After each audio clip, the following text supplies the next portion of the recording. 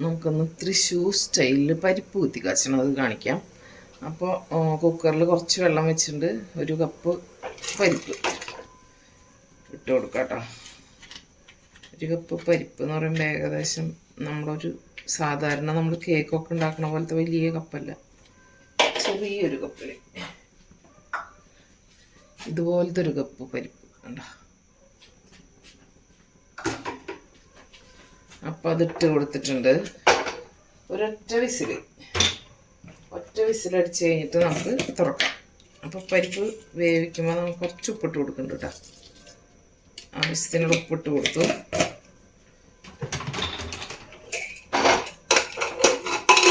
Cooker അടച്ച് വെച്ചിട്ട് 1 വിസിലടിക്കാം.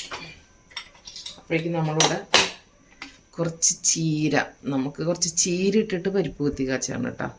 കുറച്ച് ചീര, ഒരു പോള് മാങ്ങ, 3 മാങ്ങ, ആ ചീരയുടെ തണ്ടും കൂടി ഇട്ടാ. 2 ചീരയുടെ തണ്ട് ഇവിടെ ഉണ്ടായതാണ്, വാങ്ങിച്ചതല്ല. അപ്പം അത് ഉപ്പേരി വെക്കാനൊന്നും ഇല്ല. അപ്പോൾ ഇതിലിങ്ങനെ ഇട്ടിട്ട് വെക്കാൻ മാത്രമേ ഉള്ളൂ. അപ്പോൾ അതുകൊണ്ട് നമുക്കൊരു കറി ഉണ്ടാക്കാമെന്ന് വിചാരിച്ചു. അപ്പോൾ അത് കാണാം.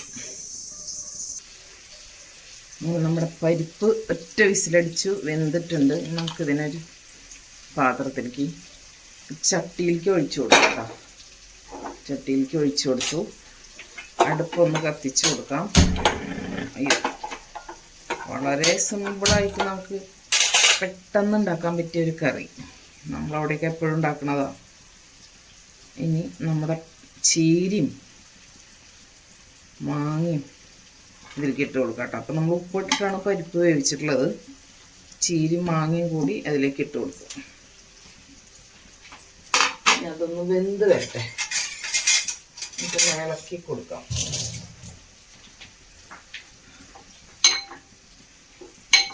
വെന്ത് വരുമ്പോൾ കുറച്ച് വെള്ളം കുറവുണ്ടായിരിക്കും. അപ്പം നമുക്ക് കുറച്ചും കൂടി 1/2 ഗ്ലാസ് കൂടി വെള്ളം ഒഴിച്ച് കൊടുക്കണം. ഇതൊന്ന് വേവട്ടെ എന്തായാലും.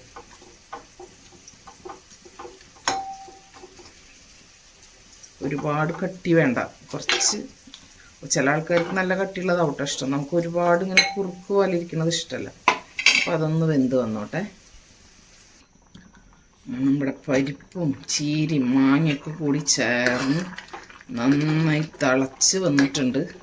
ഒന്നും കൂടി ഒന്ന് ഈ മാങ്ങയൊന്ന് വേവണം. അപ്പോൾ നമുക്കിതിലേക്ക് 1/2 ഗ്ലാസ് വെള്ളം കൂടി, ഏകദേശം 1/2 ഗ്ലാസ് വെള്ളം ചേർത്ത് കൊടുക്കാം. ചൂടുവെള്ളമാണ് ചേർത്തത്, അല്ലെങ്കിൽ ഭയങ്കര കുറുക്ക് മാതിരിയാവും കറി. നമുക്ക് ഉള്ളി ചതച്ചിട്ട് ഉള്ളി മുളകും മൂപ്പിച്ച് ഇതിലേക്ക് ചേർക്കുക വേണ്ടു. സിമ്പിളായിട്ടുള്ളൊരു കറിയാണ്. ഒന്നും കൂടി ആവട്ടെ. അപ്പം നമ്മുടെ കറി ഇവിടെ പാകത്തിന് വെന്തൊക്കെ വന്നിട്ടുണ്ട്. ഇനി നമുക്ക് ഉള്ളിയും മുളകും മൂപ്പിച്ച് ചേർക്കാം. അടുപ്പൊന്ന് മാറ്റി കൊടുക്കാം. നമുക്ക് ചെറിയ ഉള്ളി ചതച്ചത് വെളിച്ചെണ്ണ ഒഴിച്ചിട്ട് ചെറിയുള്ളിയും വേപ്പരയും കൂടി ഇട്ട് കൊടുത്തിട്ടുണ്ട്. നമ്മൾ സാധാരണ ഉപ്പേരിയൊക്കെ ഉണ്ടാക്കുന്ന പോലെ തന്നെ, നമ്മുടെ അവിടെയുള്ള ആൾക്കാർ ഉപ്പേരി ഉണ്ടാക്കുന്ന പോലെ. അതിലേക്ക് ഒന്ന് മൂത്ത് കഴിഞ്ഞാൽ നമുക്ക് ചതച്ച മുളക് ഇട്ട് കൊടുക്കാം. അപ്പോൾ അതൊന്ന് മൂത്ത് വരട്ടെ.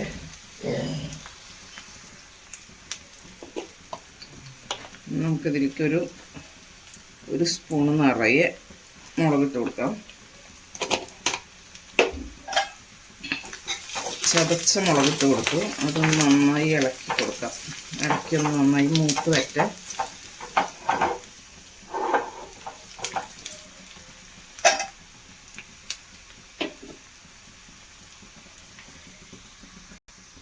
നമ്മുടെ മുളകൊക്കെ നന്നായി മൂത്ത് വന്നിട്ടുണ്ട്.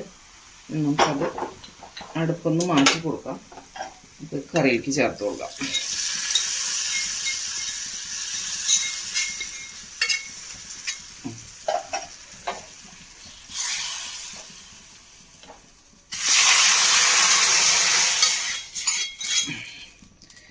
നമ്മുടെ പരിപ്പ് കുത്തിക്കാച്ചിയത്, പരിപ്പും ചീരയും മാങ്ങയും ചേർത്ത് കുത്തി കാച്ചിയത് നമുക്ക് നമ്മുടെ ഫേവററ്റ് കറിയാണ് കേട്ടോ.